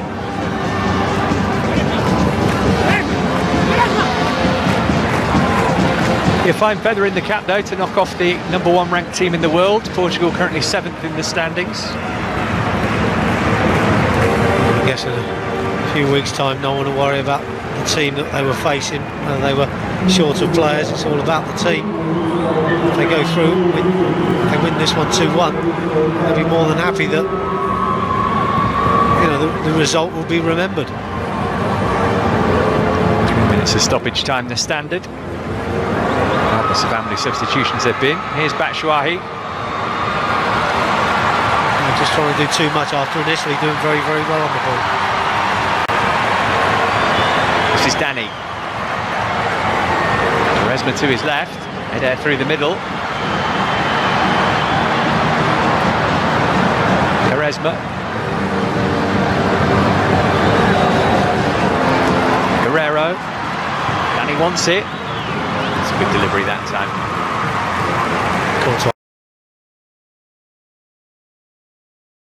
Well, looked comfortable there, didn't he? Always in control of that one, but Portugal very patient when they get the ball to the edge of the box and quite happy to hang on to it if they can and go wide and then come back out and go back to the other side of the field. They're very a positive side in the final third. When they get there, they do flood bodies forward. I think they might surprise a few come the Euros. Boyata. The burden of expectancy on Belgium might be a little too much. Certainly be desperately hoping that Kevin De Bruyne proves his fitness before the end of the season. His injury, one of the more serious, though Vincent Kompany's is pretty troublesome too. Vertonghen hasn't played for a long time either. Eden Hazard has had a stop-start season in terms of injury.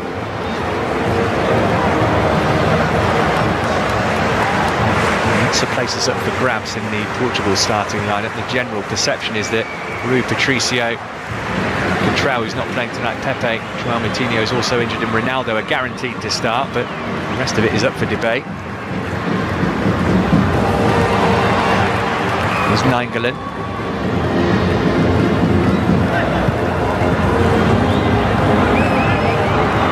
Dembele. Might be the last chance for Belgium to take something from this game. How do you sum up what you've seen? I think Portugal has surprised me. I didn't think they would be as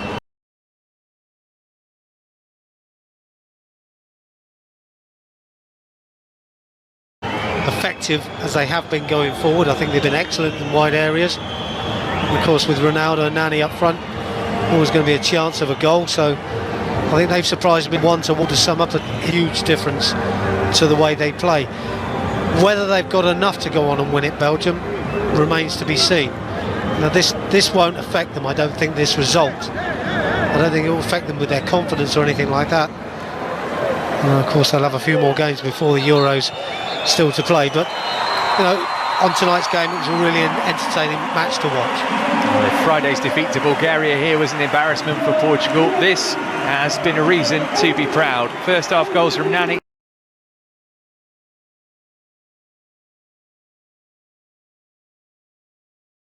And that man, Cristiano Ronaldo, have given them victory here. Romelu Lukaku threatened a comeback, but his goal proved only a consolation for Belgium. Final score here: Portugal 2, Belgium 1. Suffering in Wales, only sides to conquer Marc Wilmots' side. It was a much better showing in the second half from Thibaut Courtois' teammates. But still, Portugal securing the victory after two very well-worked goals in that first 45 minutes. But it was a better showing from Belgium in that second half, and the Lukaku brothers coming together to get what ended up being a consolation goal. But your mum always used to say, make sure you share with your brother. Yeah. And Jordan certainly did. Probably said it to them in the back garden, as you said there. It is a fabulous cross-in. I mean, it's a centre-forward's dream there, and you'd be amazed if the other Lukaku missed it. The celebrations were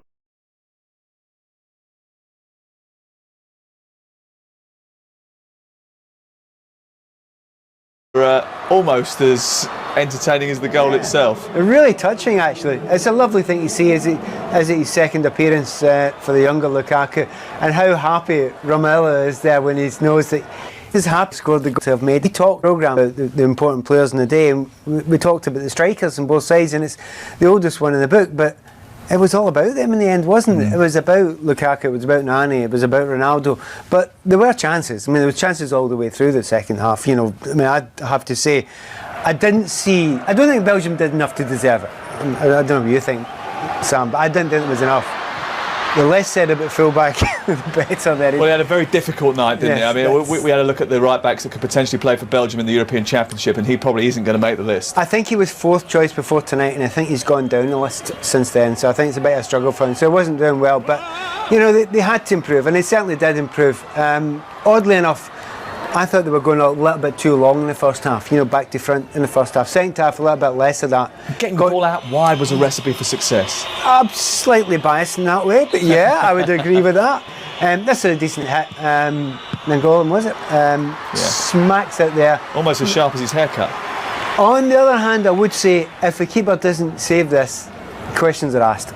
So yes, it's a nice hit, but the keeper's got to save that, you know. So, but again, in this sort of areas, that gave him a little bit of confidence. He's not afraid to take a shot from distance, is he? I mean, he doesn't look like he's going to be afraid of anyone. No, it's one of those guys. He's probably soft as anything. No, he's not actually. I doubt it. He loves a tackle as well. But the game warmed up, and the thing I have to say about it, it was an entertaining game. It was quite open, and there was opportunities. But to be fair, there were some poor finishes in the day, but that takes the biscuit as the worst one. No idea why he goes with his right foot. Well, I do. It's because he ain't got left. But he's got to have a go there, and that's a chance to make Courtois make a save. And you know, well, there's no chance you're going to score a goal unless you get it on target, and that was 7 yards wide of the target. I mean, certainly when we've seen evidence of his talent before, Ricardo Quaresma in a Chelsea shirt at Stamford Bridge, but I was so surprised to see when he cuts back in, he goes to hit it on a unnatural right foot, which takes it so far wide. I think the lads said it right in the commentary. His first touch was so poor that it put him directly in front of him. So there actually isn't a right foot or a left foot shot on. So it's not about the shot, it's about your first touch. Get it out to the right or get it out to the left and then make the hit. And that's where he got it wrong. It was all to do for Belgium in the second half because of conceding 2 goals in the first half and what was quite a difficult defensive display. Nani with the first. Well, we look at where he's come from there. It's that right back position again. We mentioned at half time, didn't we? And Gillies found himself out of position again, miles out of position. But you know, he's still got a job to do there. And Thomas Vermaalen's guilty of playing him on side as well. Yeah, but you've still got a good goalkeeper to beat. You're still coming from a dangerous angle. That, the more I look at it, is a great goal, a great centre forward's goal. Yes, we will argue about, well, Lombard should be more aware. Had a little bit of block on Ronaldo because he is absolutely in acres of space there when he goes and headers the ball. But let's enjoy the positives of that. Ronaldo, given any sort of opportunity, just tends to tuck it away. It's a great header, it's textbook, he heads it down, and it's what the goalkeepers hate. So, once again with Ronaldo, watch him and enjoy because he generally does the right thing. Clive was pretty impressed with the way that Portugal behaved tonight and the way they performed this evening. Have you seen anything more about them that makes you think they've got a chance in the European Championships? No. I say a chance. They could do okay. I see the argument and I see the point, but I don't think there's anywhere near the strength and depth. This Portugal look like all the Portugals for me. Yeah, like they've got most of the same players, to be honest. They have. They've not adapted too much. But the reason why it's the same is because they've got one brilliant player, 2 or 3 players. And you will notice that England